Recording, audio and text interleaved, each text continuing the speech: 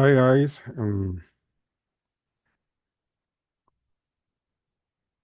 this is the class related to this chapter, chapter 3, public key cryptography and message authentication. Okay,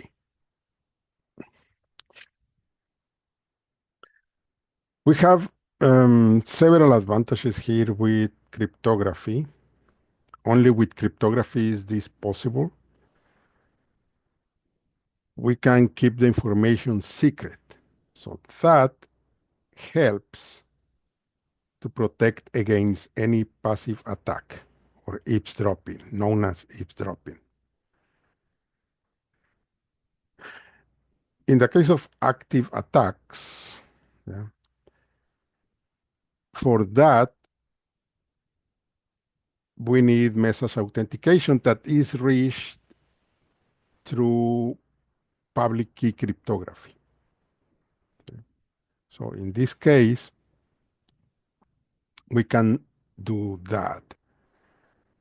Public key cryptography consists of two keys per individual.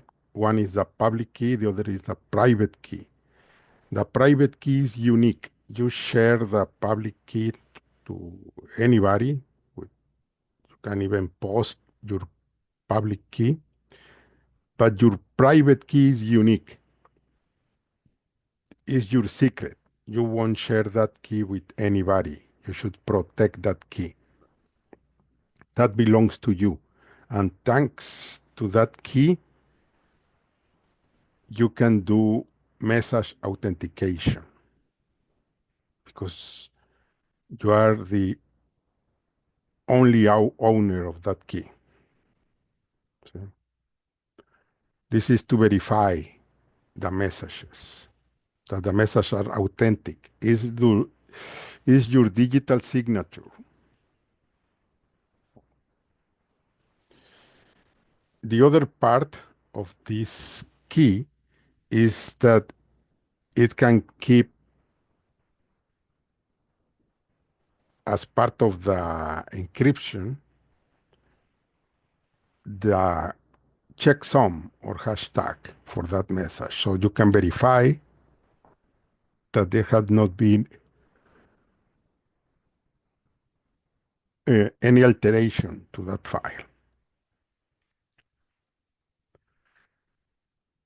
So how can we achieve the message authentication? Yeah, conventional encryption.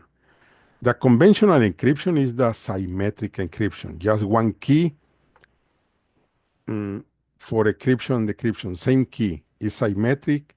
The process of encryption is one way, and the decryption is the same process, just in reverse, with the same key. So it's exactly the same, everything, just in reverse. That's why it's known as symmetric. We cannot achieve the, the authentication with that key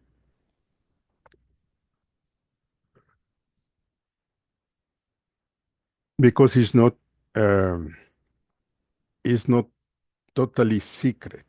Yeah, you keep it as secret as possible, but you have to share that key with another person, at least with another person. I mean, at least with one person.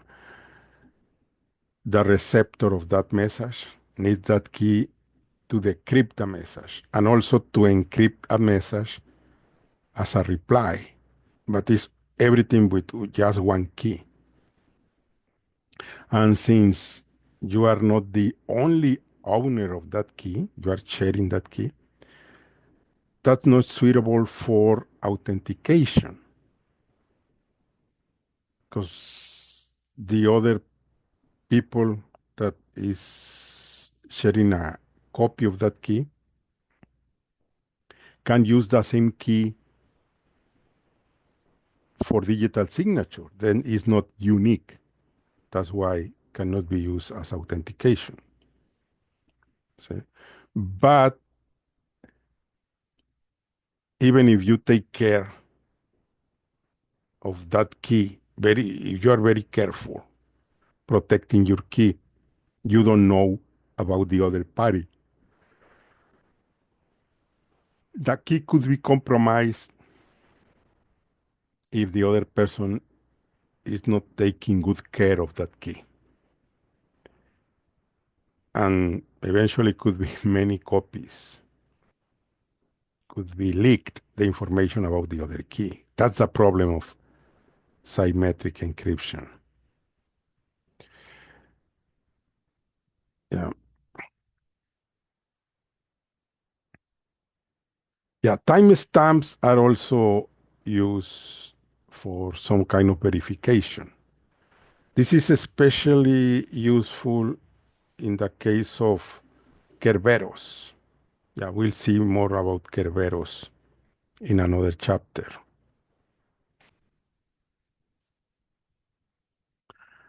Okay. Yeah, for authentication, tags are created and attached. See? So the message, if you want a message to be public so anybody can read that message, you don't need to encrypt that message. But you need some kind of authentication where will be your digital signature and the checksum of that message so they can verify that the message belongs to you and that has not been modified in any way. Yeah. So confidentiality is not provided in this case because the goal is just authentication, no confidentiality. Okay. Yeah, is attached. So we have the message plain, no encryption required if it's an open message for everybody to see. But then we have this algorithm, message authentication code with the key. See? And here is the checksum for the verification of that key. So you transmit all this information, and here is another message authentication algorithm, the same, using the same key, and then we'll take the checksum of this message and compare with the checksum in the encrypted part, and should be the same. So we have one-way hashes. So the input, that's the characteristic of hashes. The input could be any size, but the output is fixed size. We don't need secret keys here.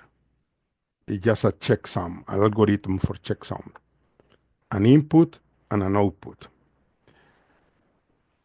Then the message digest is like the checksum. Okay. Yeah, one-way hash function. So we have the message, the hash, we encrypt that with the key, and this is attached to the message. The message is plain text. So in this case, we don't care about or we don't need secrecy. Okay? Just authentication and verification that the message has not been altered in any way. Then the hash is applied to the message to get the value. Then this is decrypted with the key, and we compare. We get from here also the checksum and compare. These two should be identical. This, yeah, this is possible with symmetric key, but This second method is more common, using public key encryption.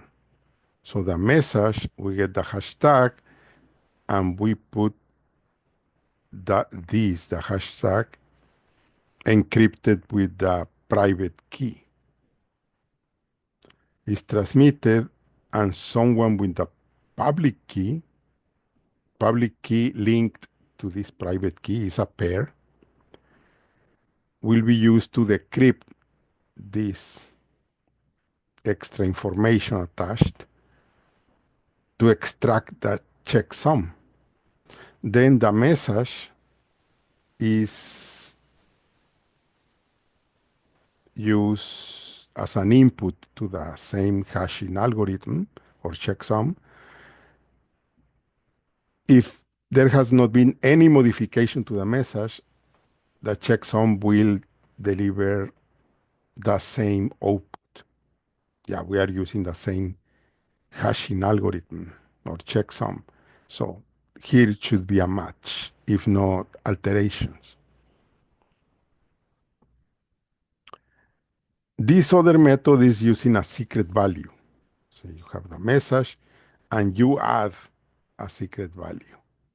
Could be something random. And then you produce the hashing, the checksum of all, including the secret value, and also the hash or checksum of only the message.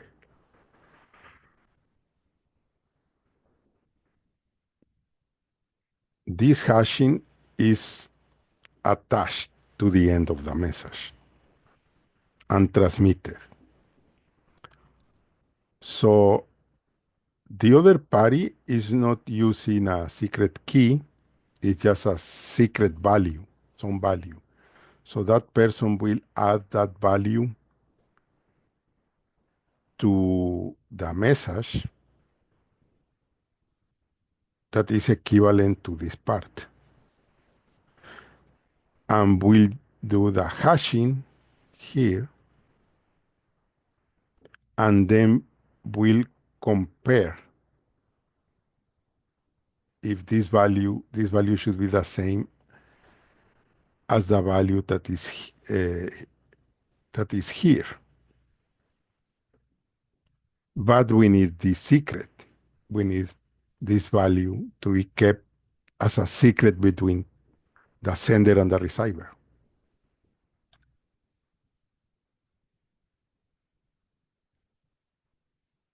Yeah, digital signatures. So yeah, it's like a fingerprint. See? But what are the properties for a good hashing algorithm? We know that collisions may happen. That's obvious because since the size could be any input and the output is limited, we can have, that means since the input is kind of infinite different possibilities, and for the output we have a fixed size, it means that is the number of different output is limited. It's not infinite. It's is finite. Okay. The conclusion is that we can have different inputs leading to the same output. But since we are using a huge output, means that there are many different possibilities. The chances of a collision are very small. But what are the properties that we require on those checksum algorithms, also known as hash functions? Yeah, can be applied to a block of data of any size. The output is fixed. So we want simplicity. That should be easy to compute. Any input should be easy to compute.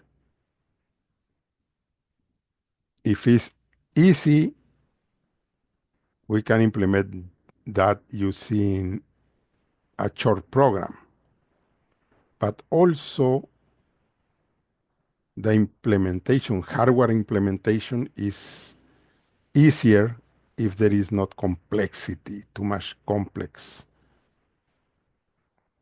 See? So hardware implementation, the advantage is that it's faster. So you implement the algorithm in in a in a chip, yeah, part of the hardware. You will get the results immediately, the checksums. So will be fast, but is you cannot change anything. And if there is a bug detected, you cannot fix that. It's already in the part of the hardware. Yeah, there are techniques to do some modifications, but in many cases, well, it's not so practical. So hashes or checksums are referred as one-way pre-image resistant. So these are used for checksums, not for encryption. And has these hashing algorithms must have specific properties. This is one of the properties. So you have the hash function, and finding what is the input is what cryptanalysis will look for to know the information. Okay. In this case, given this property, we say that this is second pre-image resistant.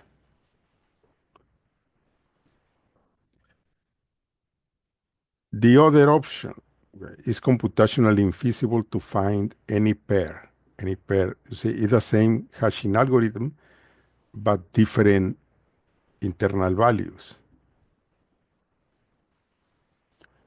The advantage of this is that it's collision resistant, see, or strong collision resistant.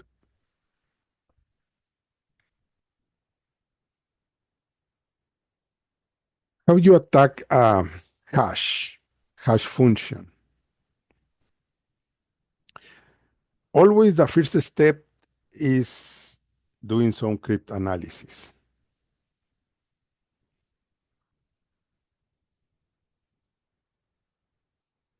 In the cryptanalysis, we are looking for any weak point in the algorithm that is running. See? The other is brute force attack. You should try, in this case, brute force means that you will try all the different possibilities, combinations, until you have a match. But this is hard, so it's practical when the message is too short, when it's just specific information that you need, but could be also very complex that creates a lot of trouble. And the strength, yeah, will be limited by the size of that input value, the length. Longer means that the chances of collision are lower.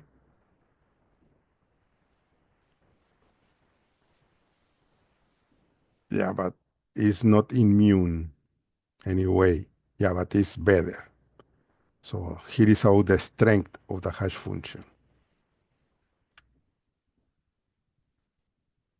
Well, bitwise XOR, exclusive OR.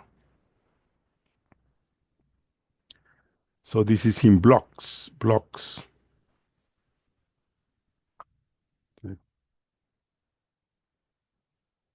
So what is the SHA-secure hash function?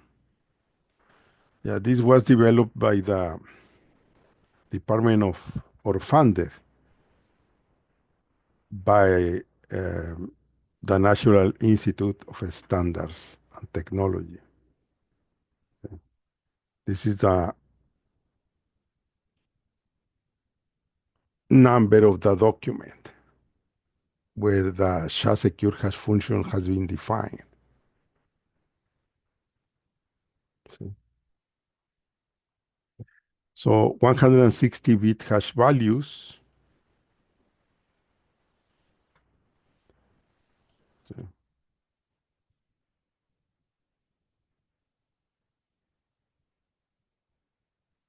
Yeah, there are different parameters. So depends on the characteristic of that hashing algorithm.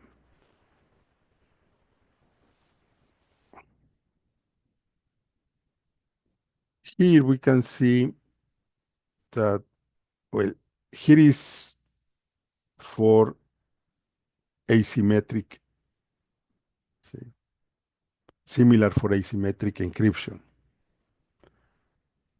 Yeah, but hashing algorithms are not about encryption.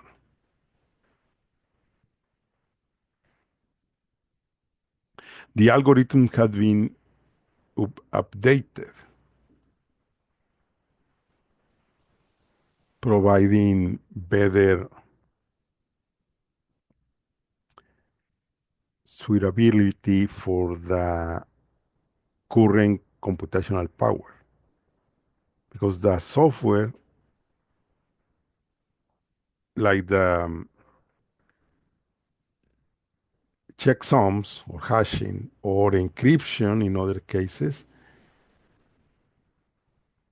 depends the strength of the encryption is proportional to the length of the key. Not only the length, yeah, also the user should use passwords that are different to crack. And in this case, difficult to crack depends only on, well, in most cases, only in keeping the key secret and a key of good size. See?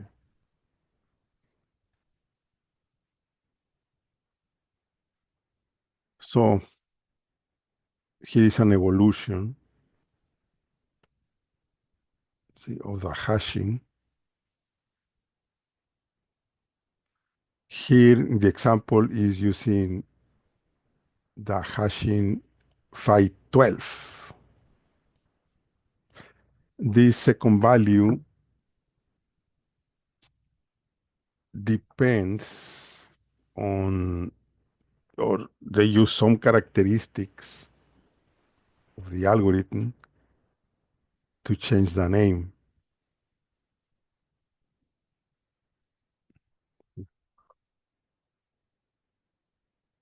So this is the SHA-512.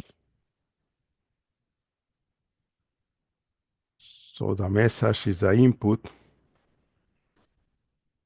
first round, K79, but this output also fits the other participants.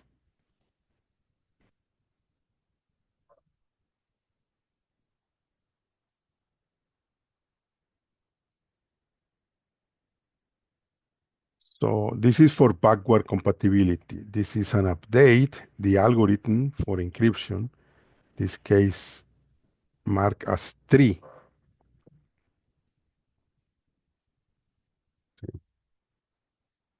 So this is version 3 of that hashing algorithm. Backward compatibility is always required. It's part of the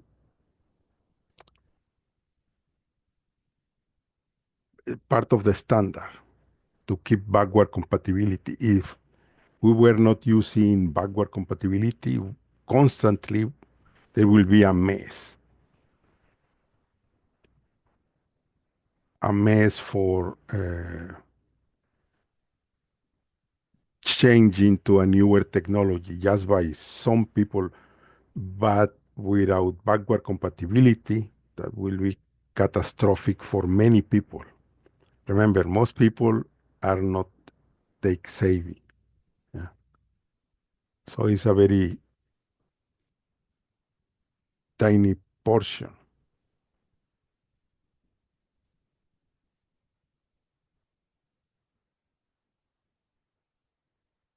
Yeah, this is a good technique.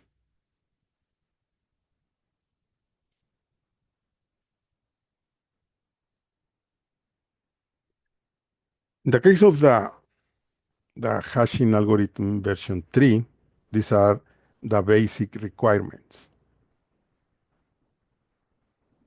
Yeah. Because the backward compatibility you can replace one by the other. Okay.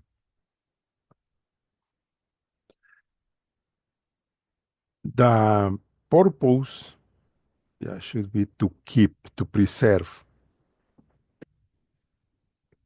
the characteristics. This is for backward compatibility, okay? So should preserve the online nature of SHA-2, small blocks.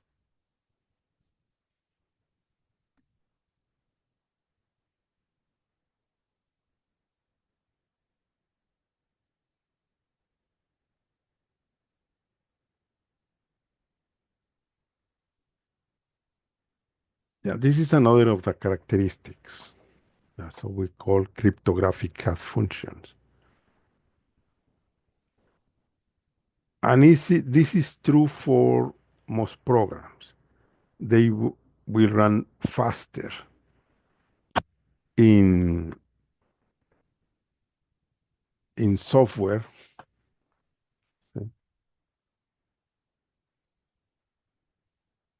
yeah, than the conventional encryption algorithms.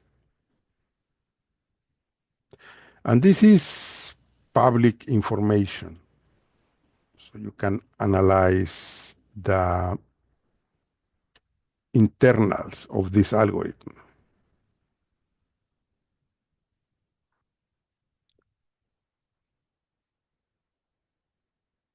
Well, the big difference in the case of hashing algorithms is explained here. There is not secret key.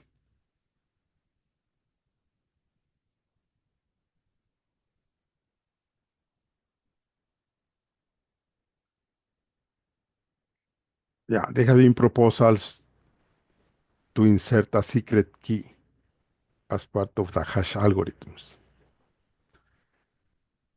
There have been different uh, in different processes to pursue that modification.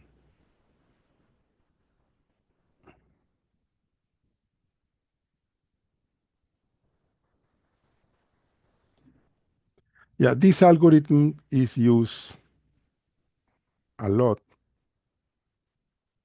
as part of the internet for security purposes.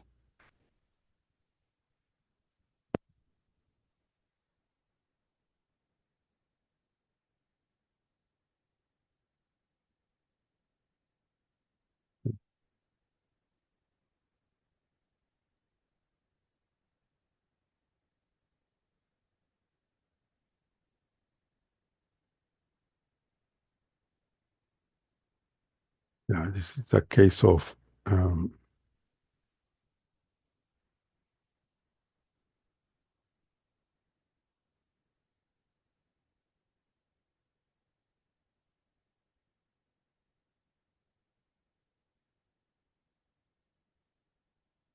Yeah, the goals of this algorithm, part of the design of HMAC,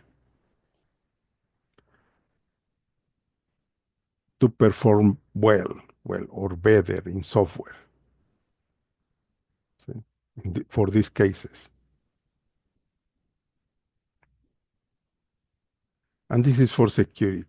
You want to keep it that not only secret, also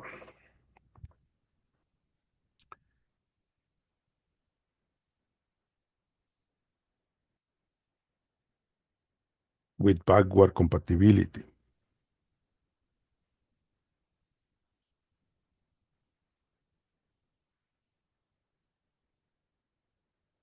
To make it simple, they consider the use and handle keys in a simple way. Okay.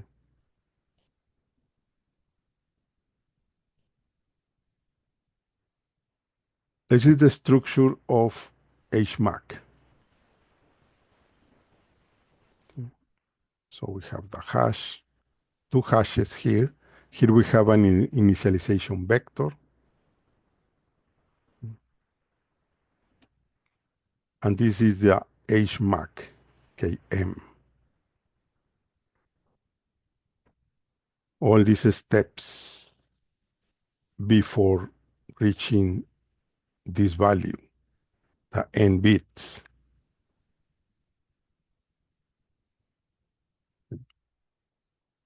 Here is a cipher-based message authentication code.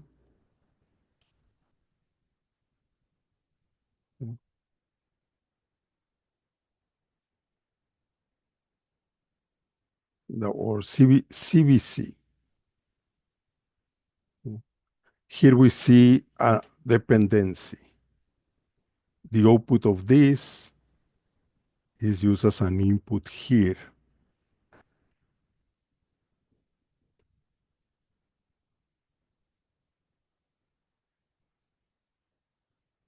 Yeah, this is another standard, SP838C.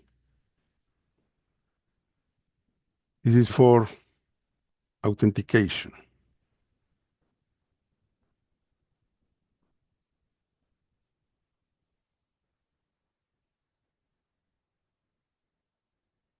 Chain, chaining message authentication.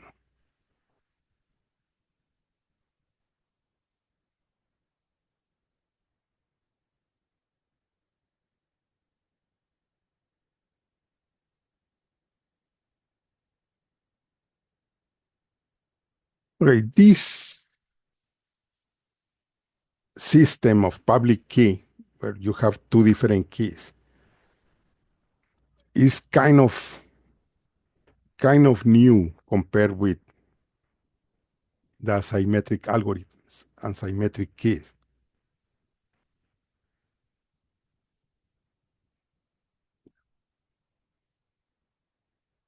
How you know that an algorithm is symmetric? When there are two separate keys used for the same encryption method.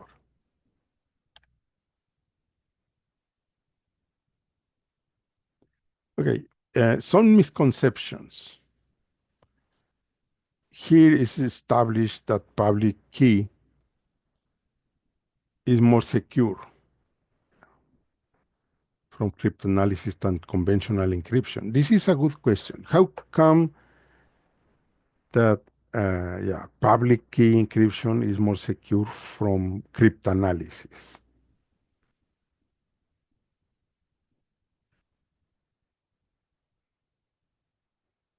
And this is more secure.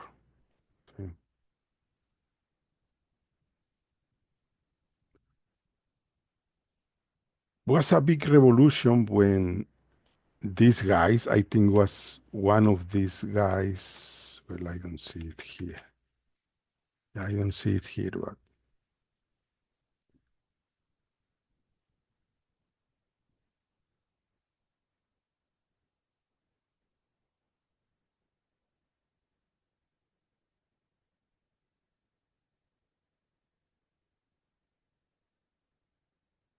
Yeah, public key.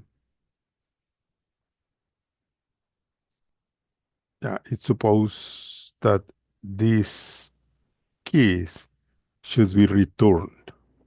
This is considering no no this no being distracted by the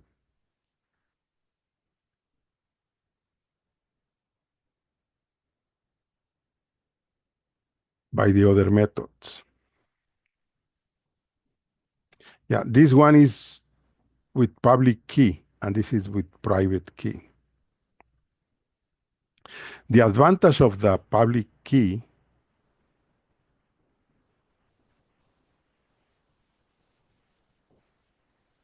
is that you don't need to hide that key. And it can work both ways. Yeah, whatever you encrypt with the private key could be decrypted with the corresponding public key, and vice versa. Yeah, if something is encrypted with the public key, then should be encrypted with the private key.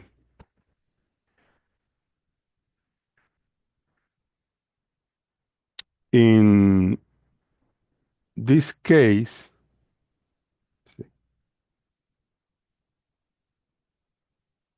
yeah, Bob is just using the standard RSA.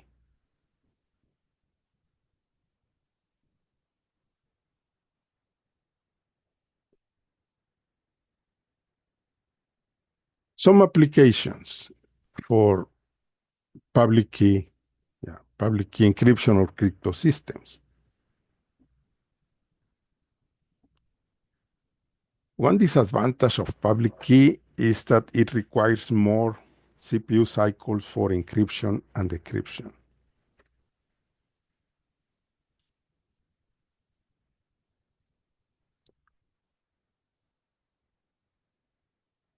Yeah, for public key crypto systems, these algorithms here we have four. Yeah, the only the use of the RSA or the elliptic curve could guarantee that um, everything will work. You see, RSA is by the initial of the last names of the three guys that work in this project. Of course, can, encryption decryption could be possible. In this case, because it's public, the digital signature is also possible. Yeah, and we can have key exchange. That's the way it works between servers or client server.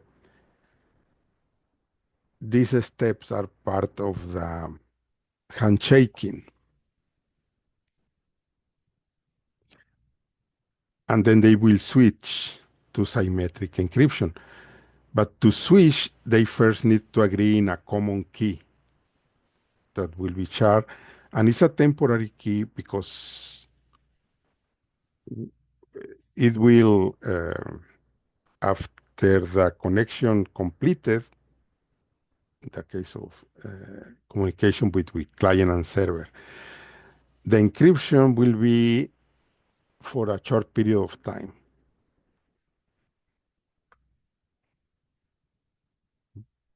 The elliptic curve is a good algorithm that is also asymmetric or non-symmetric. See, the only two that we have or we cover the whole properties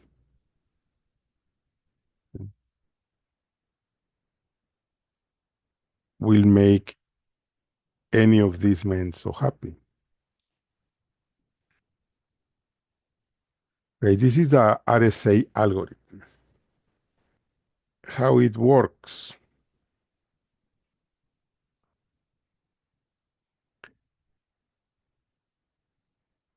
is like a formula that use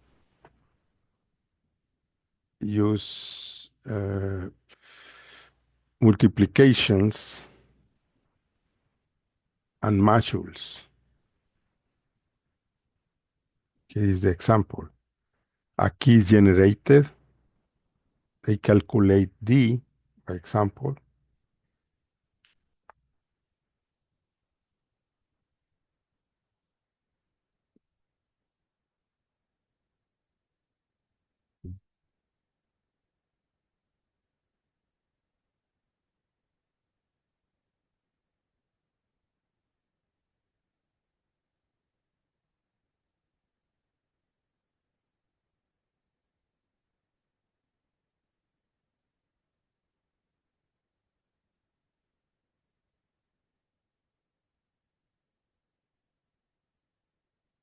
So these two keys or values are interconnected, are part of the same function. So whatever is encrypted with one key could be decrypted with the other key, and we need this behavior for different reasons. Because yeah, the owner can encrypt message or have that person has to encrypt with the public key for secrecy. Yeah. And the user on the other side that is expecting for that message can decrypt using the uh, the public key. See? So is both are complementary, but is yeah, some of those situations are kind of hypothetical, very unlikely to happen. Since most of the operations are for encryption, see,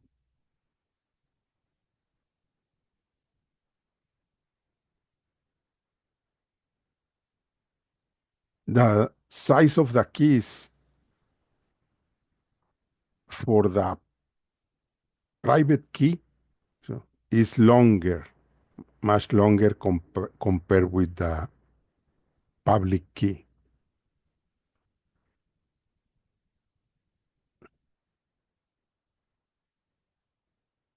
Yeah, here is the comparison of the operations.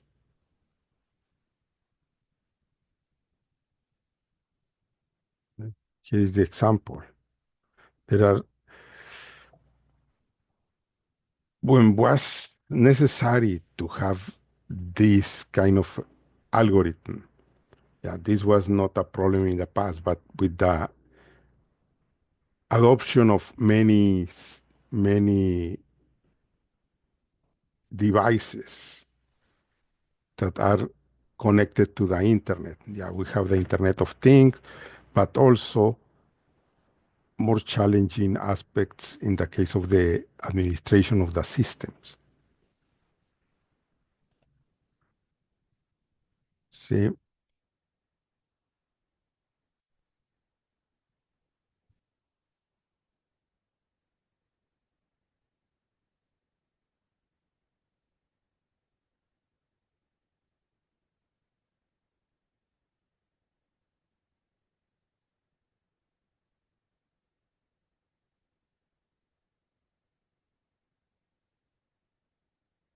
yeah. Okay, for Diffie-Hellman,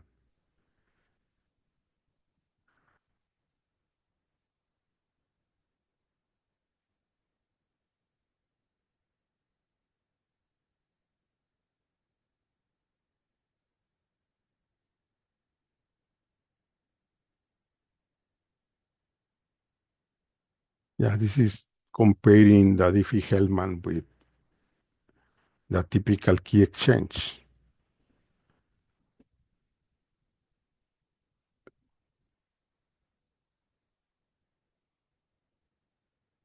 This is the other man in the middle attack. Yeah, is intercepting the communication between Alice and Bob.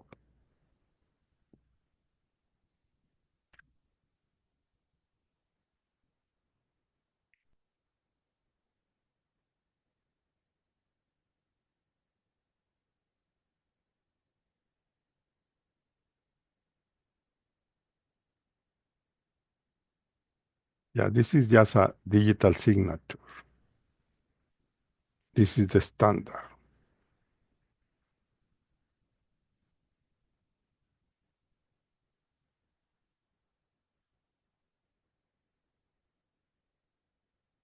Yeah, these are the specifications for digital signature standards. Is published under this document.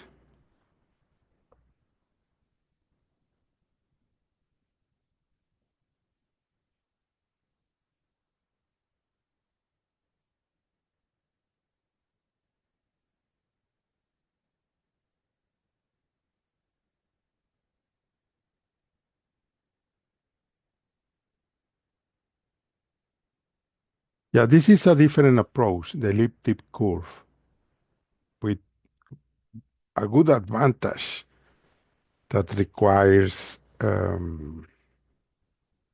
is faster with, yeah, if you compare the hardware, it is the same.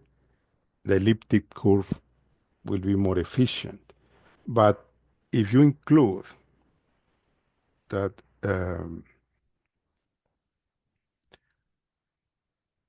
this,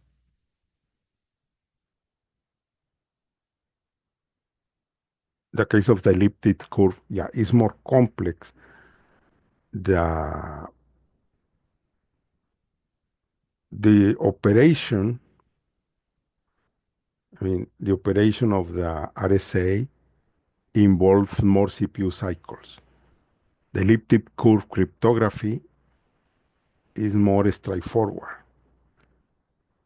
and has been proved to be more secure, but still is not like widely used because yeah, the RSA has a big stronghold on the algorithm.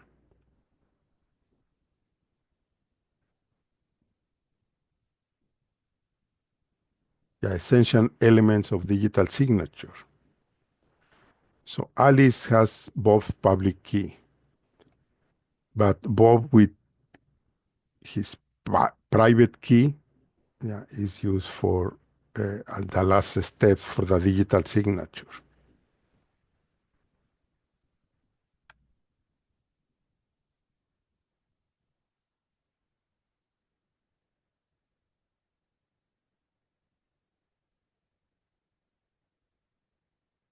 Okay, we'll stop here. We'll continue in class.